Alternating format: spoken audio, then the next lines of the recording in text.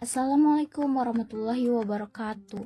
Selamat datang dalam channel Taman Hati, teman berbagi cerita kisah tauladan. Para pendengar yang budiman, silakan gunakan earphone atau sesuaikan volumenya terlebih dahulu untuk kenyamanan Anda.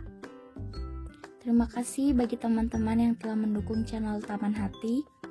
Serta bagi yang belum, mari berbagi kebaikan dengan support channel ini agar channel ini dapat terus tetap berkembang dan tetap bisa berbagi kisah cerita tauladan dengan cara tekan tombol subscribe, like, lonceng, dan komen karena semuanya gratis.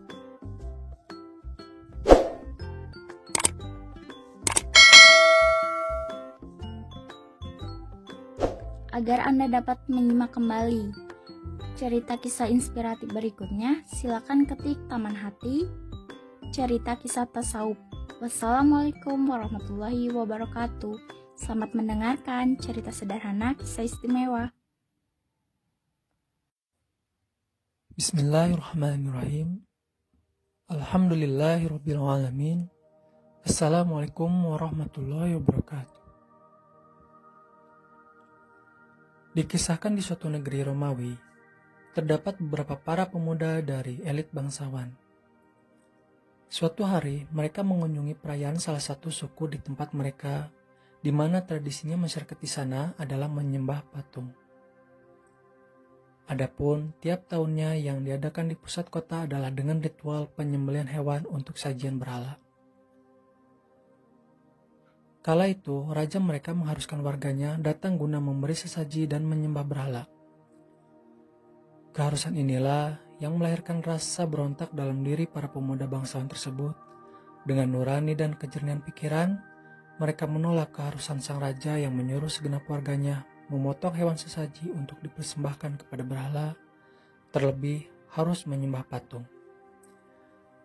Mereka berkata, "Tuhan kami adalah Tuhan langit dan bumi, sekali-kali kami tidak akan menyeru Tuhan selain Dia." Hingga pada akhirnya, para pemuda itu pun berusaha meminggirkan diri dari laku ritual kaumnya dan pergi mencari tempat yang jauh dari kesirikan dan kezaliman rajanya. Satu persatu mereka pun mulai pergi. Adalah seorang pemuda yang mula-mula duduk di bawah pohon yang rindang sambil memaknai kegelisahan jiwa, kemudian disusul oleh para pemuda lainnya hingga mereka berkumpul di bawah pohon itu. Mereka sehati dan satu iman, walaupun di antara mereka belum saling kenal satu sama lainnya. Rasa jiwa yang lahir dari kebersamaan iman inilah yang menyatukan mereka, seperti yang digambarkan Rasulullah SAW. Jiwa-jiwa yang bersatu itu ibarat sebuah serdadu yang hidup dalam satu barak. Bila satu sama lain saling memahami akan berkumpul, bila bercerai-berai akan hancur. Di bawah pohon rindang tersebut, pemuda itu saling menyembunyikan identitas masing-masing. Karena satu sama lain takut untuk dikenali. Hingga salah satu di antara mereka mengajak berkata jujur serta membuka diri agar bisa saling kenal dan saling memahami satu sama lainnya. Hingga mereka semua berkata jujur bahwa mereka sama-sama menolak untuk menyembah berhala dan menyembelih hewan sesaji yang dipersembahkan kepada para berhala. Sebab mereka yakin yang berhak disembah hanyalah Allah, karena Dialah Tuhan pencipta langit dan bumi dan apa yang ada di antara keduanya. Keyakinan inilah yang mendasari mereka sampai di tempat itu. Hingga pada akhirnya laku mereka sampai ke telinga raja. Mereka dipanggil menghadap raja dan mereka pun tegas memaparkan keyakinan tauhid mereka kepada raja. Tanpa rasa takut sedikit pun mereka berkata, "Tuhan kami adalah Tuhan langit dan bumi. Kami sekali-kali tidak menyeru Tuhan selain Dia. Sesungguhnya kami kalau demikian menyeru selain Allah, telah mengucapkan perkataan yang amat jauh dari kebenaran." Kepada sang raja mereka pun berkata kembali, Kaum kita ini telah menjadikan selain Dia sebagai Tuhan-Tuhan untuk disembah. Mengapa mereka tidak mengemukakan alasan yang terang tentang kepercayaan mereka? Siapakah yang lebih zalim daripada orang-orang yang mengada-ngadakan kebohongan terhadap Allah? Mendengar hal itu, sontak raja yang zalim dan sombong itu membalas para pemuda itu dengan perintah penangkapan dan pelucutan atribut keningratan mereka. Langkah itu ia ambil agar para pemuda itu dapat menyembah berhala. Maka, guna mempertahankan keyakinan mereka, para pemuda itu pun hijrah dan berlari menuju Allah dengan bersembunyi di dalam gua. Ketika para tentara kerajaan yang dipimpin langsung oleh Raja Tiran itu mendekati persembunyian di pintu gua, seketika itu pula pintu gua itu pun dijadikan Allah tertutup dan terlihat seolah-olah tidak ada gua. Setelah para pemuda bangsawan itu berada dalam gua, kemudian Allah menidurkan para pemuda tersebut dengan memulai menyelubungi pendengaran telinga mereka, lalu menutup mata mereka secara perlahan-lahan dan membolak-balikan badan mereka setiap tahunnya agar tubuh mereka tidak tertelan bumi. Begitu pula anjing mereka yang setia menjaga di depan pintu gua. Masa tidur mereka 309 tahun ini tidak membuat badan penglihatan ketajaman nalar mereka lumpuh. Mereka seakan lazimnya diri kita merasakan seperti apa yang kita rasakan di saat kita bangun tidur di pagi hari. Ketika para pemuda itu terbangun, maka diutuslah salah satu di antara mereka untuk membeli makanan ke kota. Dengan langkah yang pasti seakan dia berada hidup pada zamannya, dia pun bergegas menuju kota untuk mendapatkan makanan, padahal beberapa generasi kehidupan ini sudah berlalu. Manusia silih berganti dan matahari pun berputar sesuai roda zaman.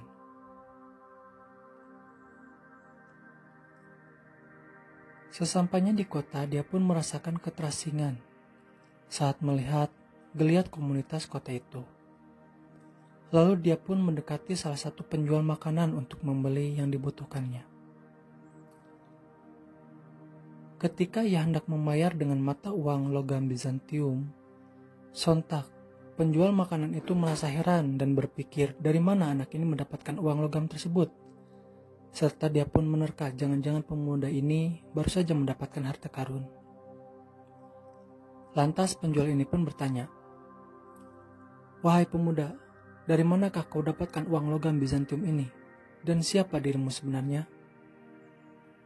Pemuda itu pun menjawab, "Saya adalah bagian dari anak bangsa ini. Bukankah ini mata uang negeri ini?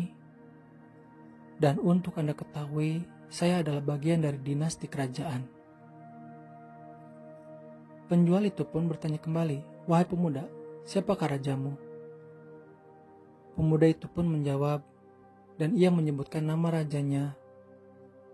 Setelah mereka mendengar jawaban dari pemuda itu, mereka lantas tertawa dan mengejeknya sebagai pemuda yang tidak waras.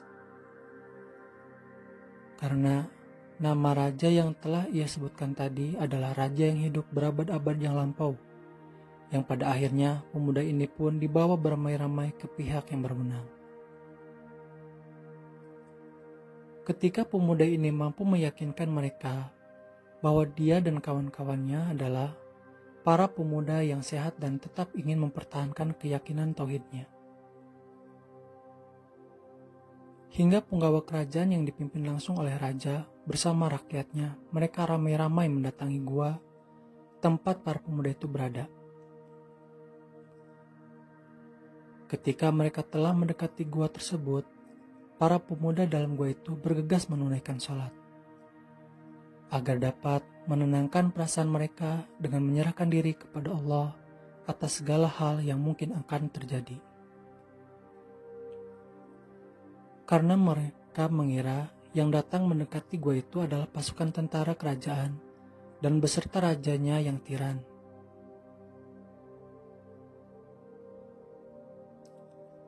Melihat mereka sedang sholat, raja dan rakyatnya pun menunggu hingga mereka selesai. Setelah para pemuda melaksanakan sholat, sang raja pun mendekati mereka, menyalami mereka, dan menerangkan kepada mereka bahwa penduduk negerinya saat ini sudah hampir seluruhnya muslim. Dan mereka adalah saudara seiman yang terajut dalam kebersamaan tauhid. Sang raja pun meyakinkan mereka bahwa tidak ada yang perlu ditakuti lagi, sebab dirinya ya tidaklah seperti rajanya yang mereka kenal yang sudah meninggal 309 tahun yang lalu. Dan untuk menghormati kejadian yang istimewa itu, sekaligus penghormatan atas kegigihan para pemuda tersebut, sang raja pun memaklumatkan untuk membuat masjid. Dan setelah segala hal jelas dan menjadi nyata, Allah memanggil para pemuda itu kembali kepada keharibaannya.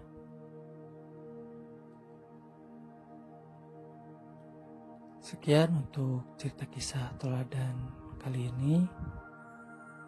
Mohon maaf apabila ada kesalahan. Wassalamualaikum warahmatullahi wabarakatuh.